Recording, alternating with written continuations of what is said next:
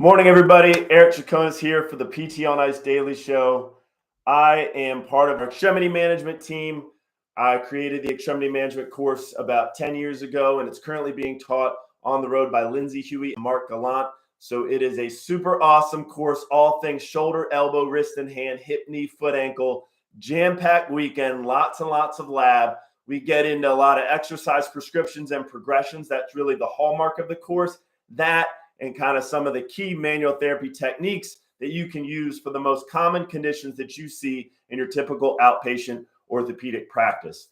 Today is Clinical Tuesday, and so I'm going to get into some tips and clinical pearls for how to improve wrist extension, kind of talk a little bit about some scenarios and why you would want to do this, and a really neat home exercise, home stretch that you can give somebody to do on their own out at home. So stay tuned, stay around for the end. I'll show that at the end.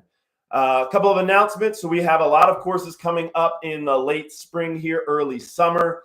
Mark is going to be in Hendersonville, Tennessee. That is Zach and Alexis Morgan's Onward Clinic. So super awesome weekend, May 20th, 21st in Tennessee. Get to hang out with the Morgans and Mark Gallant. So can't think of a better group of people to spend the weekend with, getting into some of these extremity type topics. June 24th, 25th, Lindsay will be in Grass Valley, California. And that same weekend, June 24th and 25th, Mark will be in Rome, Georgia. So those are the three open dates that we have here in the next couple of months for courses if you want to hop into any of those.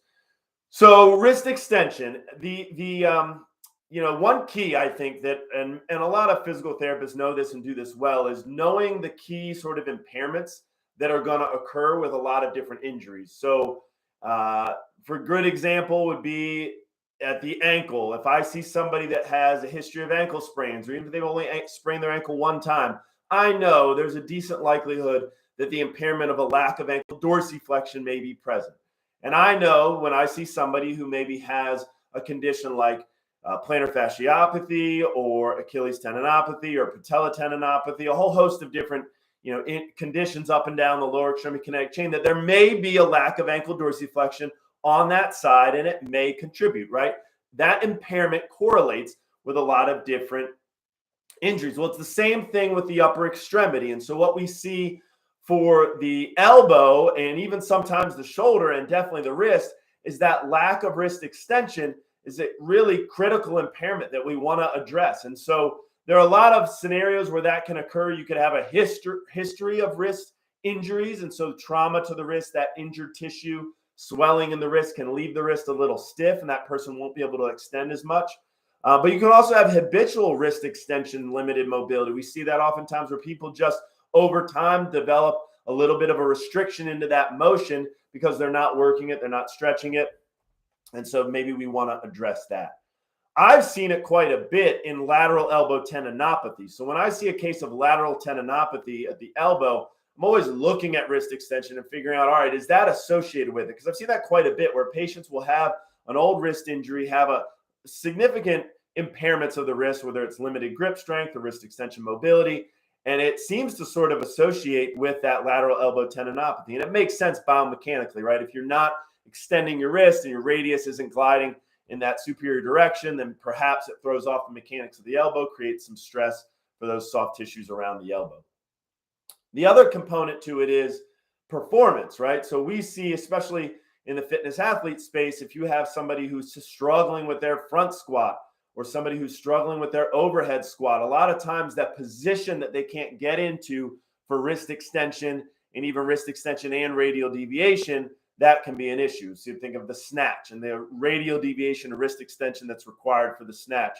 And so there's some performance impairments that we may want to address to help somebody. So even somebody that does not have any upper extremity injury or pain, it's still worthwhile to look at their wrist extension mobility to see, is this something that I can help with?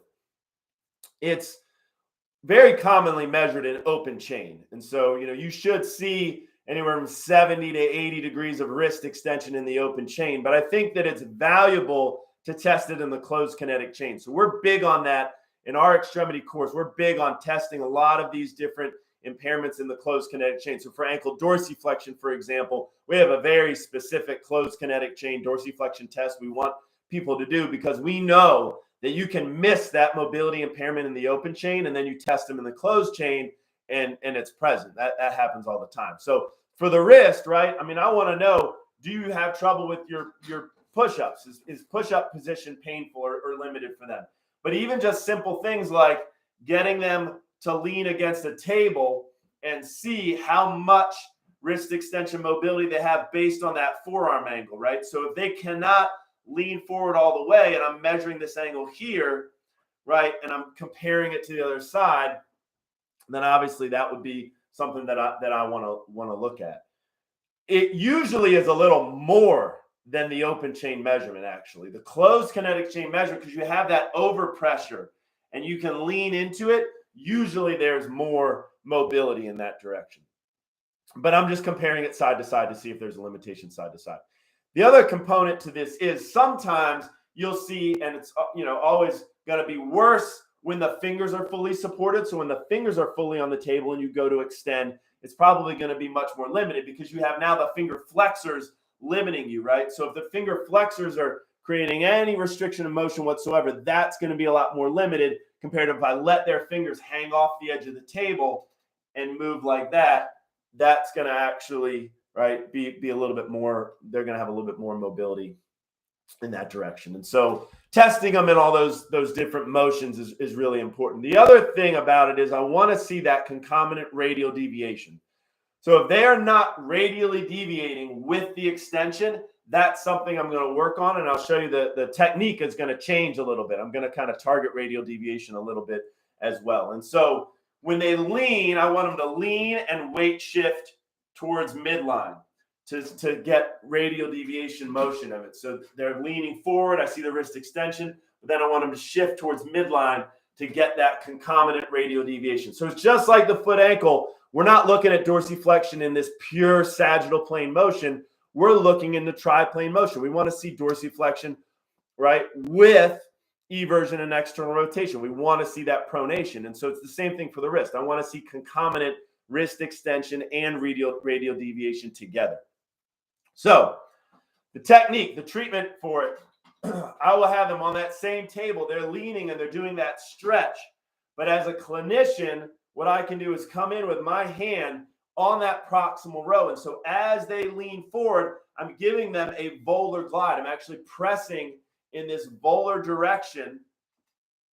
It's actually a little bit of it's not straight volar to the wrist. It's sort of volar, but I'm also pressing to the floor a little bit, because I want a little bit of a distraction moment to it. I want to distract the wrist while I'm pressing in that volar direction. It's much more comfortable for them, and they feel a better stretch. They feel a much better stretch versus you're just pressing straight volar. A lot of times you kind of get into that more bony approximation for the joint.